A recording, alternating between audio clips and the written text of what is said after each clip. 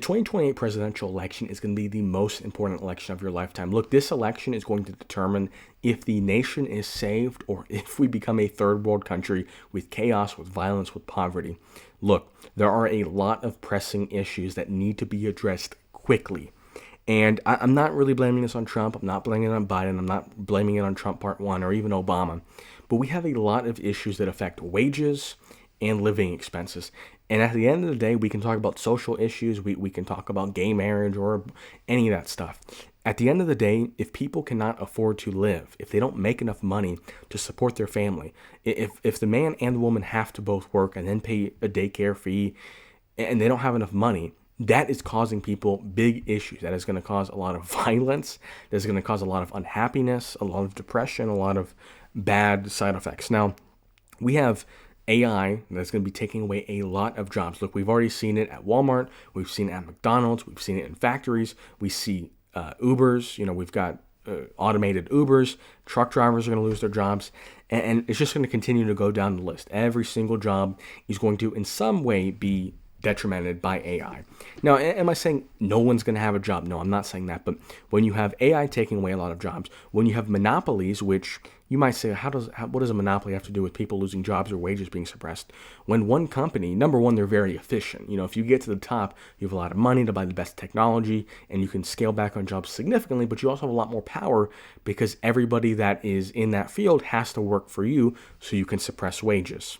And it's kind of an inverse effect because we also are pumping in a bunch of legal and illegal immigrants, as well as H-1B visas, OCB-1 visas. It's like you've got legal immigration, you've got illegal immigration, you've got AI, you've got less jobs in general. The wages are being suppressed.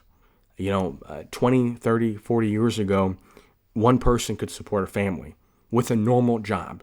Now if you're a lawyer, if you're a doctor, if you're a successful business owner, you can support a family. But if you're a normal person, if you're a teacher, if you're a nurse, normal jobs, if you've got kids and a family, both people need to be working, which means both people need to be able to chip into daycare, health insurance, et cetera, et cetera. And on the other side of the coin, wages being suppressed is bad, obviously. But then on the other side, we have living expenses, which, look, if wages get suppressed, but living expenses get also suppressed, then it doesn't really matter. But we have a lot of job losses. We're going to be facing an unemployment crisis very soon if we're not already in one. And we're also facing wages going down. At the same time, we have BlackRock, Blackstone, all these shady companies buying up all the homes and monopolizing every single industry. So we have no regulations against AI, no regulations against monopolies. We have no union protections. We have no immigration barriers. It is literally a capitalistic dream for billionaires and soon to be trillionaires and Elon Musk. We have every single thing you could think of is stacked against the average American.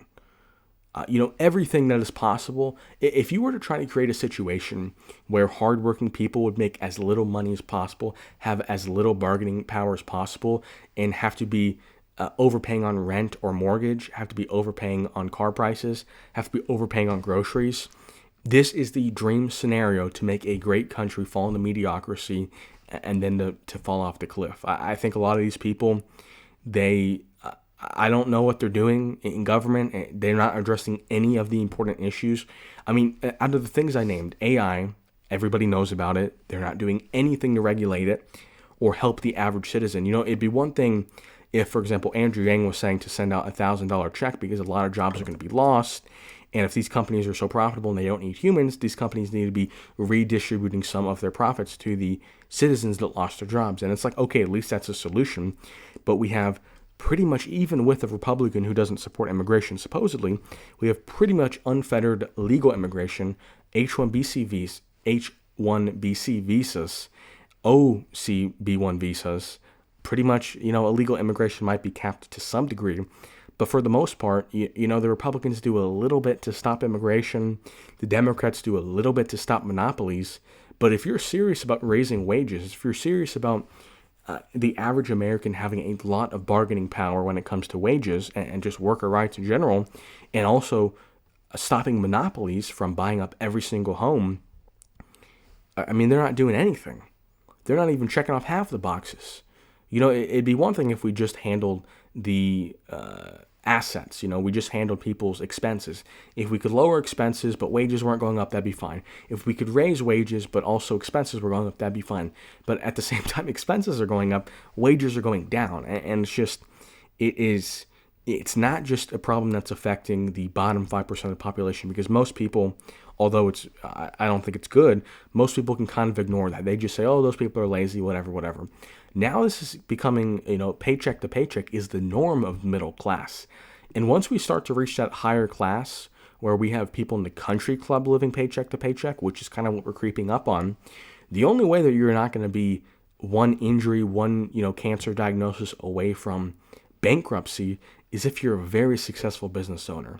If you own an S&P 500 company, if you own a lot of stock, if you own a lot of properties. But most people are extremely vulnerable to one bad thing happening. The majority of Americans cannot cover if their transmission goes out. They do not have the money in their bank account to fix their car.